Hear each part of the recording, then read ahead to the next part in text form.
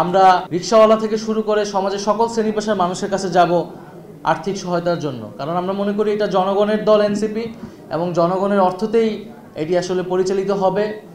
এবং আমরা আমাদের একটা ফিনান্সিয়াল পলিসি টিম গঠন হয়েছে, তারা আমাদের যে ডায়াসপোরা টিম আছে আরো দেশেরও বিভিন্ন অর্থনীতিবিদ তাদের সাথে আমরা কথা বলছি একটা পলিটিক্যাল ফিনান্সিয়াল পলিসি ডেভেলপ করার জন্য, এবং সেই অনুযায়ী রাজনৈতিক দল নতুন একটা দল যাতে পরিচালিত হতে পারে সে হয়তো আপনাদের সামনে আমরা পরবর্তীতে উপস্থাপন করব।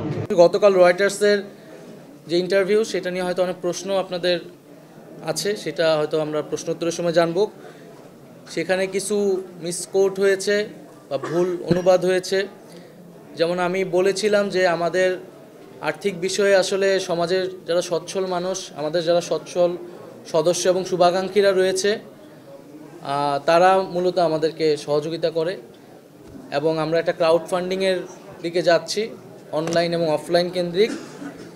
যেই ক্রাউড ফান্ডিংয়ের মাধ্যমে আমরা আমাদের কার্যালয় স্থাপন সহ আমরা ইলেকশন যে ফান্ড সেটা রেইজ করব।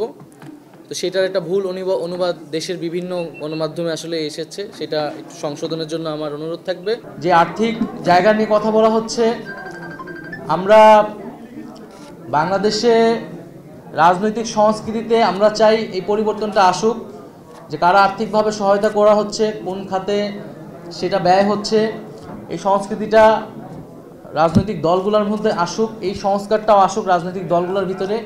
আমাদের জায়গা থেকে আমরা এটা দাবি করছি। এককভাবে এই সংস্কৃতি কিন্তু আমাদের পক্ষে দেওয়া করা সম্ভব না।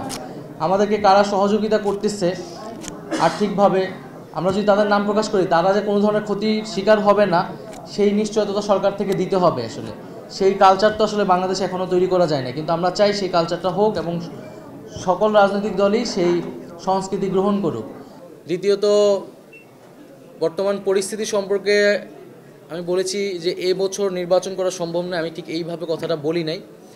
আমি বলেছিলাম যে এখন দেশের যে আইন শৃঙ্খলার পরিস্থিতি, সেই পরিস্থিতিটা পুলিশ যেরকম নাজুক অবস্থায় আছে, এইরকম নাজুক অবস্থায় নির্বাচন করাটা অনেক বেশি কঠিন হবে, এবং এই পুলিশ প্রশাসনের কিন্তু একটা সুষ্ঠু নির্বাচন করার অভিজ্ঞতা দীর্ঘদিনের নেই, তাদের সক্ষমতাও পরীক্ষা হয় না দীর্ঘদিন ধরে। সেই জায়গা থেকে আমি বলেছি যে আমাদেরকে অবশ্যই নির্বাচনের আগে এই যে পুলিশিং ব্যবস্থা আছে, আইন শৃঙ্খলার যে পরিস্থিতি আছে, সেটাকে অবশ্যই উন্নত করতে হবে, এবং সেটার জন্য সরকারের পাশাপাশি রাজনৈতিক দলগুলো যারা রয়েছে, বিভিন্ন সামাজিক শক্তি যারা রয়েছে, তাদেরকেও এগিয়ে আসতে হবে এবং সহযোগিতা করতে হবে। এবং নির্বাচন যে কোনো সময়ের জন্য, নির্বাচনের জন্য নাগরিক পার্টি তার মানসিকতা এবং প্রস্তুতি রয়েছে, এবং আমরা নির্বাচন সামনে বলেছি যে আমরা আমাদের জায়গা থেকে গণপরিষদ নির্বাচন দেখতে চাই জাতীয় সংসদের পাশাপাশি।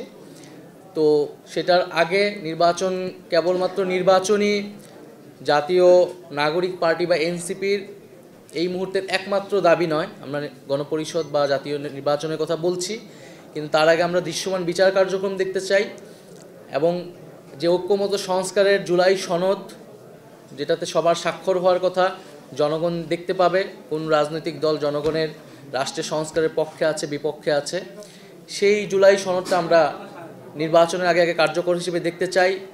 যে জুলাই ঘোষণাপত্রর কথা উঠেছিল ছাত্রদের পক্ষ থেকে, সেটি আমরা বাস্তবায়ন দেখতে চাই দ্রুত সময়ের মধ্যে।